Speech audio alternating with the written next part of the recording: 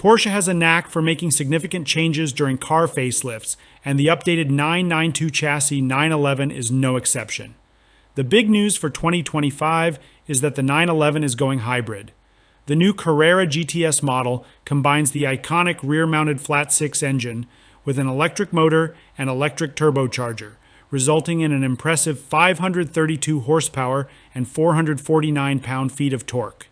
This model is expected to be available by the end of the year. The Carrera GTS features a new 3.6-liter flat-six engine, replacing the previous 3.0-liter unit, which will still be used in other 911 models. This new engine alone produces 478 horsepower and 420 pound-feet of torque, a slight increase over the previous GTS engine.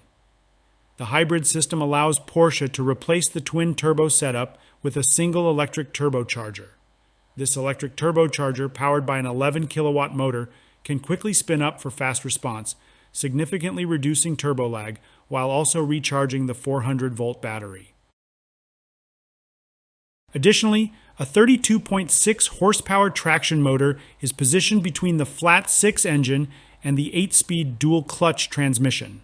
Both components are powered by a small 1.9 kilowatt-hour battery located under the front hood, where the 12-volt battery is usually found in other 911 models. The 12-volt battery is relocated to a compartment behind the rear parcel shelf.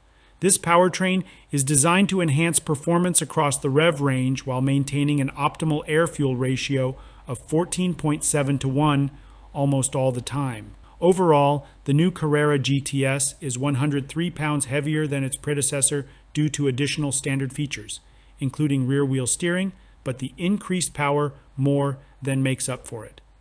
It's the first 911 Carrera model to achieve a sub-3 second 0 to 60 mph time with a 2.9 second sprint.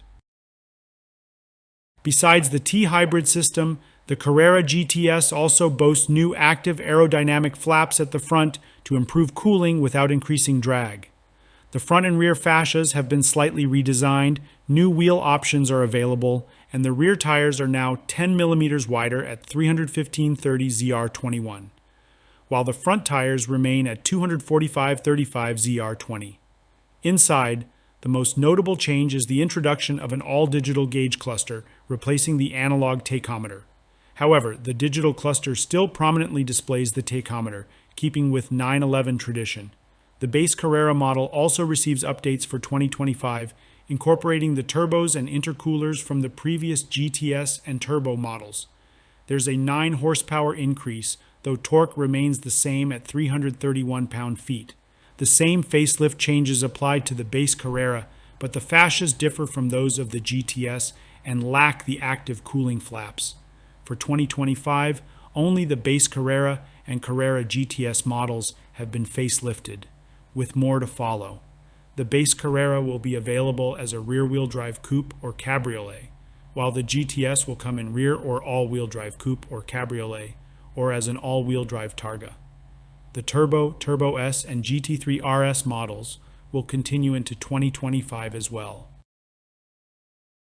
Prices have increased across the board, with the base Carrera rising from $116,050 to $122,095, and the GTS increasing from $152,550 to $166,895. These price jumps are significant, but Porsche emphasizes the added performance and standard features, especially on the GTS.